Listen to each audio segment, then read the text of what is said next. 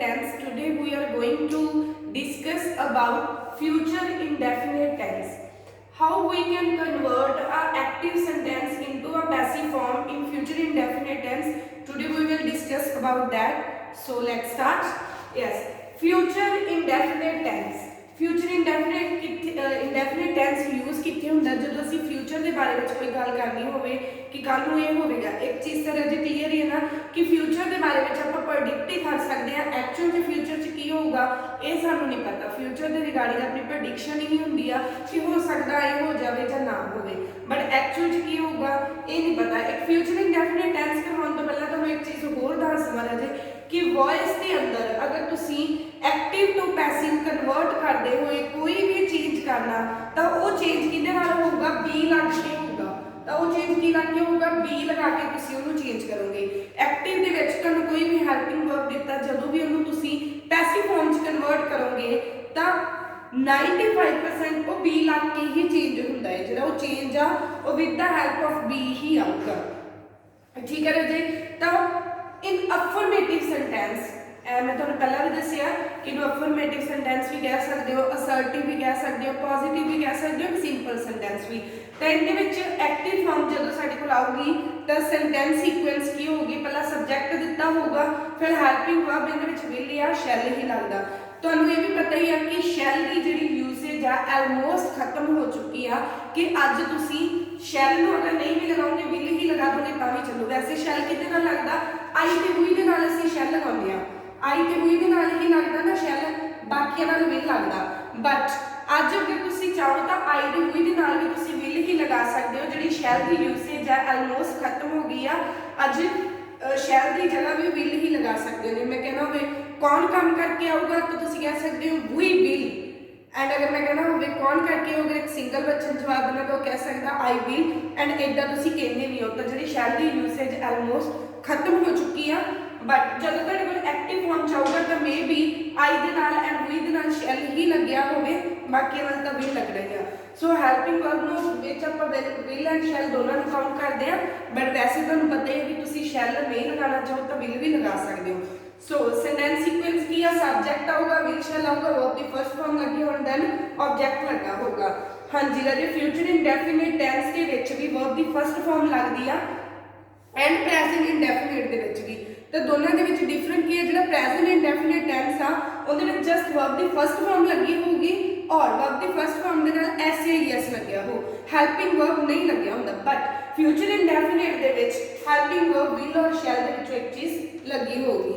सो तुहानूं इहदे विच कोई कन्फ्यूजन नहीं होनी चाहिए कि दोनों विच वर्ब की फर्स्ट फॉर्म आनी है। बट फ्यूचर इंडेफिनिट विच with the help of helping verb लगी होगी, हेल्पिंग वर्ब के नाल लगी होगी, एंड प्रेजेंट इंडेफिनिट दे विच कोई भी हेल्पिंग वर्ब नहीं होंदा।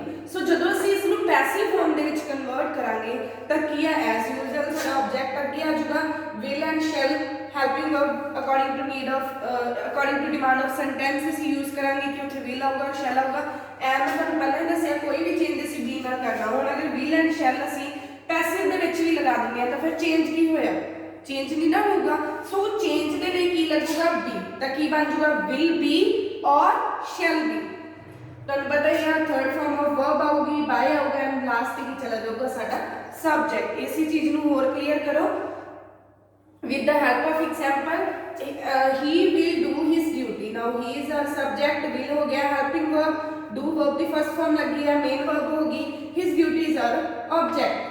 सो इनू कन्वर्ट करते हुए पैसिव फॉर्म च की आ जाऊगा, ऑब्जेक्ट अगे आ जाऊगा, हिज ड्यूटी विल बी लगे ना डन बाय हिम। एक चीज़ तुहानूं होर दस देवां जी की हुंदा कि मान लो चलो इत्थे तां ही लग्या, मान के चलो इत्थे ही दी बजाय वी लग्या हुंदा तो उहनां नाल वी नाल तुहानूं की देना सी शैल, वी शैल डू और ड्यूटी, वी शैल डू और ड्यूटी। मान लो ये सेंटेंस आ जाता हुण, क्योंकि मैं तुहानूं दस्सिया कि आई ते वी दे नाल शैल लगना है, ठीक है, इसलिए वी दे नाल उन्होंने शैल लगाया। पर जदों असीं कन्वर्ट करांगे, असीं कन्वर्ट करते हुए मोस्टली बच्चे की करते हैं ड्यूटी के नाल शैल लगा देंगे कि यार ड्यूटी शैल बी। हुण शैल नहीं आऊगा, तुसीं कहोगे इत्थे शैल लग्या। मैं तुहानूं फर्स्ट वीडियो मतलब वॉइस जदों स्टार्ट करवाई फर्स्ट ये चीज़ क्लैरीफाई करती सी कि जदों भी तुसीं अपना हेल्पिंग वर्ब अप्लाई करन जा रहे हो तो तुसीं इस नूं देखना है, इस वाल कोई ध्यान नहीं देना। ਇਹ ਹੁਣ ਕੀ ਆ, ਇਹਨੂੰ नहीं देखोगे, ये तो साडा लास्ट ही लगना है, बाई तो बाद लगना है। हुण असीं इस ड्यूटी के अकॉर्डिंग, तो ड्यूटी नाल विल लगूगा, शैल नहीं लगना, इसलिए क्या होगा, a duty will not shall. For example ही तो ये चीज़ दसी आ कि मोस्टली बच्चे की करते उपरों देख लेंगे शैल लग्या तो इत्थे भी शैल बी लगा देंगे आ, नहीं रजे शैल भी नहीं आऊगा, विल भी आऊगा, क्योंकि इतने अकॉर्डिंग तुसीं फिल करन जा रहे हो तो इस चीज़ को अवॉइड करो। ये तो तुहाडा लास्ट ही जा रहा होगी, तो तुसीं अगे ड्यूटी है उसके नाल की होगा, will be. I hope this thing is also clear to you. तो की बन गया, his duty will be done by him. हाँ जी, नैगेटिव सेंटेंस दे विच की है साडा, एक्टिव दे विच सेंटेंस सीक्वेंस की हुंदा, पहला सब्जेक्ट लग्या हुंदा, हेल्पिंग वर्ब लग्या होगा विल और शैल, फिर नॉट लग्या होगा वर्ब दी फर्स्ट फॉर्म लगी होगा एंड ऑब्जेक्ट लग्या होगा। एक चीज़ तुहानूं नैगेटिविटी के बारे में होर दस दवां, नैगेटिव सेंटेंस के बारे में कि जदों भी तुसीं किसी सेंटेंस नूं एक्टिव टू पैसिव कन्वर्ट कर रहे हो एंड वो सेंटेंस साडा नैगेटिव सेंटेंस आ, नैगेटिव फॉर्म दे विच आ, तो जिहड़ा सब तुहाडा हेल्पिंग वर्ब होगा, मान लो दो वाला जिवें विल बी दो वाला, तो दोनों नूं तोड़ के नैगेटिविटी लगानी है तुसीं, will not be, shall not be, ठीक है। अगों आ जाऊगा has been, had been, have been, इदां दे आउणगे, तो has not been, had not been. What I mean to say is that कि जो भी तुसी नैगेटिविटी शो करनी है तो दो जो हेल्पिंग वर्ब, दो अखरां वाला हेल्पिंग वर्ब उन्होंने तोड़ के उहदे विचाले नैगेटिविटी शो करोगे, ठीक है। जिवें इत्थे विल नॉट भी बनूगा, पैसिव फॉर्म दे विच की बन रहा, ऑब्जेक्ट लग रहा है हेल्पिंग वर्ब विल, फिर नॉट, फिर भी आऊगा। इस चीज़ दे विच कन्फ्यूज नहीं होना कि जो भी तुहानूं दो अखरां वाला हेल्पिंग वर्ब मिलदा, दोनों नूं तोड़ के उहदे सेंटर 'च तुसी नैगेटिविटी फील करोगे एंड जो अदर दूसरा हेल्पिंग वर्ब नाल वाला वो बाद च लगूगा, जिवें विल पहला लगूगा, फिर नॉट लगू, फिर बी लगूगा, shall not be. This thing is clear.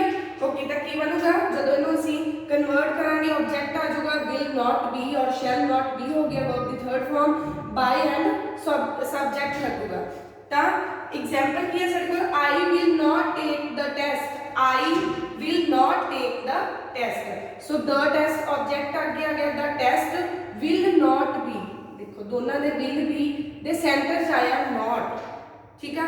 तो जो भी इदां दे दो वाले हेल्पिंग वर्ब होंगे उन्होंने तोड़ के सेंटर च ही नैगेटिविटी शो करोगे, will not be taken by me. I hope this thing is also clear to you. हाँ जी, in interrogative sentence, interrogative question mark वाले ਜਿਹੜੇ ਸਾਡੇ सेंटेंस ਹੁੰਦੇ ਆ, ਇਹਦੇ ਵਿੱਚ ਕੀ ਆ, ਐਕਟਿਵ ਫਾਰਮ ਦੇ ਵਿੱਚ सेंटेंस सीक्वेंस ਕੀ ਹੋਊਗਾ, ਐਜ਼ ਯੂਜ਼ੁਅਲ ਜਿਹੜਾ ਸਾਡਾ ਹੈਲਪਿੰਗ ਵਰਬ ਅੱਗੇ ਲੱਗਿਆ ਹੋਊਗਾ, ਦੈਨ ਸਬਜੈਕਟ ਹੋਊਗਾ, फर्स्ट फॉर्म ऑफ वर्ब होगी, ऑब्जेक्ट एंड लास्ट में क्वेश्चन मार्क। जब ਅਸੀਂ ਇਸ ਨੂੰ ਪੈਸਿਵ ਚ ਕਨਵਰਟ ਕਰਨਾ, ਬਿਲਕੁਲ ਵੀ ਕਨਫਿਊਜ਼ ਨਹੀਂ ਹੋਣਾ, ਥੋੜਾ ਜਿਹਾ ਸਮਝਣਾ ਇਹਨੂੰ ਧਿਆਨ ਦੇ ਨਾਲ। ਜਦੋਂ ਇਹਨੂੰ ਪੈਸਿਵ ਫਾਰਮ ਚ ਕਨਵਰਟ ਕਰਨਾ, ਹੈਲਪਿੰਗ ਵਰਬ ਅੱਗੇ ਆ ਗਿਆ, ਫਿਰ ਸਾਡਾ ऑब्जेक्ट ਆਊਗਾ, ਫਿਰ ਵੀ ਆਊਗਾ, ऑब्जेक्ट आऊगा, फिर भी आऊगा। ये नहीं गा कि विल बी एंड उस तो बाद ऑब्जेक्ट लगा रहे हो, नो, ऑब्जेक्ट पहला हाफ हेल्पिंग वर्ब अगे आऊगा, फिर ऑब्जेक्ट आऊगा, फिर भी आऊगा। हमेशा ही दो अखरां वाले हेल्पिंग वर्ब नूं अगर तुसी इंट्रोगेटिव दे विच कर रहे हो तो हाफ जिहड़ा हेल्पिंग वर्ब पहला लगता है, उस तो बाद तुहाडा ऑब्जेक्ट लगता है, क्योंकि असीं की करना हुंदा, ऑब्जेक्ट नूं अगे लै आउणा हुंदा, तो उस तो बाद तुहाडा ऑब्जेक्ट लगता है, फिर जिहड़ा rest of the helping verb बाद विच लगूगा ऑब्जेक्ट तो बाद। एंड अगर इंट्रोगेटिव प्लस नैगेटिव होवे, नैगेटिव भी होगा, मैं तुहानूं कहा सी कि हेल्पिंग वर्ब नूं तोड़ के सेंटर च नैगेटिविटी शो करनी है। हुण अगर इंट्रोगेटिव भी आ, हेल्पिंग वर्ब भी अगे आउणा है, ऑब्जेक्ट भी आउणा है, नॉट भी आउणा, फिर की होगा, बिल्कुल भी कन्फ्यूज होने की लोड़ नहीं, जो चीज़ मैं कही आ उन्हें फॉलो करो, क्योंकि पहला इंट्रोगेटिव आ फिर नैगेटिव आ, तो तुसी पहला इंट्रोगेटिव वाला रूल अप्लाई करोगे, फिर नैगेटिव वाला करोगे, मतलब की होगा कि हाफ हेल्पिंग वर्ब लगाओगे, फिर ऑब्जेक्ट लगाओगे, हम नैगेटिविटी शो करोगे, फिर बी लगाओगे। जिवें कि तुहानूं सेंटेंस दस रहा है कि ये तो चलो इंट्रोगेटिव आ, अगर इंट्रोगेटिव प्लस नैगेटिव होवे तो पहला इंट्रोगेटिव आया ना वर्ड, सो पहला इंट्रोगेटिव वाले रूल फॉलो करांगे, पहला असीं की करांगे, हेल्पिंग वर्ब हाफ लगावांगे, सब ऑब्जेक्ट लगावांगे, फिर नैगेटिव वाला रूल अप्लाई करते हुए नॉट लगावांगे, बी तो बाद चो आना ही है। क्लीयर है ना जी। इस चीज़ को तुसीं ऐ देखो कि नैगेटिव प्लस इंट्रोगेटिव नहीं गा, इंट्रोगेटिव प्लस नैगेटिव आ, इसलिए पहला इंट्रोगेटिव वाले रूल लगेंगे, फिर नैगेटिव वाले लगेंगे, बाकी तो सारा वही आ। ठीक है। तो आप गल कर रहे थे इंट्रोगेटिव सेंटेंस। सो ये की है पहला हैल्पिंग वर्ब लग्या गया, फिर साढ़े कोल सबजैक्ट आ verb first form of verb then object and last से क्वेश्चन मार्क। असं कन्वर्ट करते हुए हाफ हैल्पिंग वर्ब अप्लाई करके फिर असं अपना ऑब्जेक्ट अगे लैके आवांगे, फिर rest of the helping verb be लगावांगे, third form of verb subject and last से क्वेश्चन मार्क। इसी चीज़ नूं होर क्लीयर करते हैं with the help of example. So example की है साडी will he mend his ways, will helping verb he किया, subject first form of verb and his ways किया ऑब्जेक्ट देन क्वेश्चन मार्क। तो असीं कन्वर्ट करते हुए की करता विल हिज वेज बी, तोड़ता ना दोनों नूं, आ गया सेंटर च object will his ways be mended by him and question mark. एक चीज़ होर इंट्रोगेटिव सेंटेंस के विच मोस्टली बच्चे मिसटेक कर जाते हैं, छोटी जी मिसटेक है बट हाफ मार्क कट हो जाता है कि तुम क्वेश्चन मार्क लगाना भुल जाते हो, लास्ट ना फुल स्टॉप लगा जाते हो। तो इदा नहीं करना राजे। इंट्रोगेटिव का मतलब ही होंगे to ask something, to interrogate something, ये पूछा गया है क्वेश्चन, तो उस चीज़ को असी क्वेश्चन मार्क की हेल्प के नाल ही शो करते हैं। सो क्वेश्चन मार्क आऊगा ही आऊगा, लगाना ही लगाना, इसमें भूलना नहीं हैगा। सो लास्ट से क्या आ गया साडा क्वेश्चन मार्क। मैं तुहानूं पहला ही दस चुकी है इंट्रोगेटिव नेगेटिव सेंटेंस विच की हुंदा है कि सेंटेंस विच की साडे कोल helping verb then subject then not first form of verb object and last से क्वेश्चन मार्क। जो असीं इसनूं पैसिव फॉर्म विच कन्वर्ट करते हैं तो हाफ हेल्पिंग वर्ब पहला लगाने हैं, फिर ऑब्जेक्ट क्योंकि इंट्रोगेटिव नूं फॉलो कर रहे हैं, फिर नेगेटिविटी नूं फॉलो करते हुए not then be third form of verb by subject and question mark. की है सर कोई एग्जांपल की कह रही है will he not play the match, will he not play the match, तो ਅਸੀਂ ਕੀ ਕਰ ਦਾਂਗੇ will the match not be played by him, helping verb object not rest of the helping verb played third form of verb by him subject तो बन चुके हैं and question mark. सो ये हो गया अपना फ्यूचर इंडेफिनिट टेंस।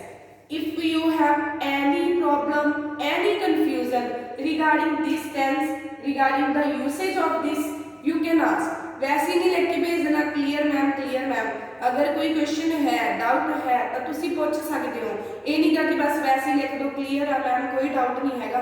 डाउट होंदा तो पूछया करो कि तुहानूं उस चीज़ नूं समझाया जाए। पर्सनली मैसेज करके तुहानूं मैं दसूंगी अगर किसी भी किसी भी यूसेज दे विच रूल्स दे विच किसी भी चीज़ कोई भी प्रॉब्लम है तो तुसी पुछनी है। सो इहदे नाल ही जिहड़ा साडा फ्यूचर इंडेफिनिट टेंस हो गया। हुण आपां अजे करांगे एक होर चीज़ करांगे, ये मैं तुहानूं दस्सिया interrogative sentence with the help of helping verb. इहदे विच की आ हेल्पिंग वर्ब दे नाल असीं इंट्रोगेट कीता है, but as you all know कि इंट्रोगेट करने लई असीं WH वाली फैमिली का भी यूज़ करते हैं। सो वो वाले सेंटेंस में किवें यूज़ करना है उस बारे आप अपनी नैक्सट वीडियो च डिस्कस करांगे।